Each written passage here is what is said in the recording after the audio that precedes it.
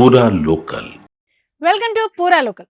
సొంత పార్టీ నుంచే అమెరికా అధ్యక్షుడు ట్రంప్ కు వ్యతిరేకత వస్తుంది. అమెరికా అంతర్జాతీయ పేరు ప్రతిష్టలు కేవలం విమానాల సేకరణ స్థాయికి దిగజారిందా? ఖతర్ రాజ కుటుంబం ఇచ్చే బహుమతిని అమెరికా అధ్యక్షుడు పుచ్చుకోవడం అనైతికం, చట్టవిరుద్ధం అంటున్నారు విమర్శకులు. పైగా భద్రత పరంగా కూడా ప్రమాదకరమని హెచ్చరిస్తున్నారు. ఆ విమానం ధర $400 మిలియన్, అంటే అక్షరాల 3,400 కోట్లు.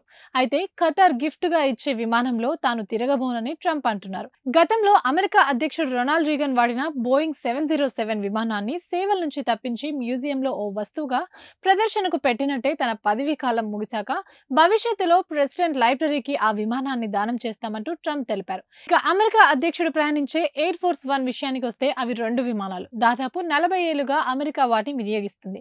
భద్రత పరంగా అవి మేలైనవి. కమ్యూనికేషన్ సామర్థ్యాలు, క్షిపణి దాడుల నుంచి కాచుకోవడం, గాల్లోనే ఇంధనం నింపుకోవడం వంటి ఫ్యూచర్స్ వాటి సొంతం.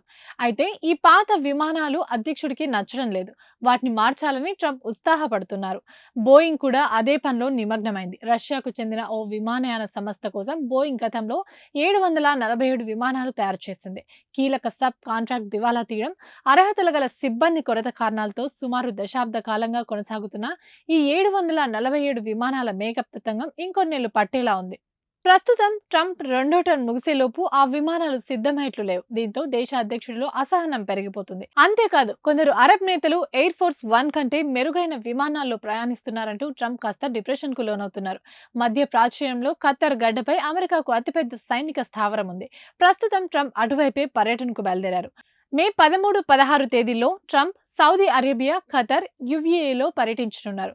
కాంగ్రెస్ అనుమతి లేకుండా ఫెడరల్ అధికారులు విదేశీ ప్రభుత్వాల నుంచి విలువైన వస్తువులు, లాభాలు పొందకూడదని అమెరికా రాజ్యాంగం స్పష్టీకరిస్తోంది. మరి ఖతర్ గిఫ్ట్ అంశంలో ట్రంప్ ఏం చేస్తారు? అధ్యక్షుడైన చట్టాన్ని అతీతం కాదు. విమానాన్ని అమెరికా అధ్యక్షుడికి బహుమతిగా ఇవ్వడం వెనుక ఖతర్ ప్రయోజనాలు ఏం దాగున్నాయో అని పలు అనుమానాలు వ్యక్తమవుతున్నాయి. ఇవి ఇప్పటివరకు నా అప్డేట్స్. మరిన్ని అప్డేట్స్ కోసం చూస్తూనే ఉండండి పూరా లోకల్.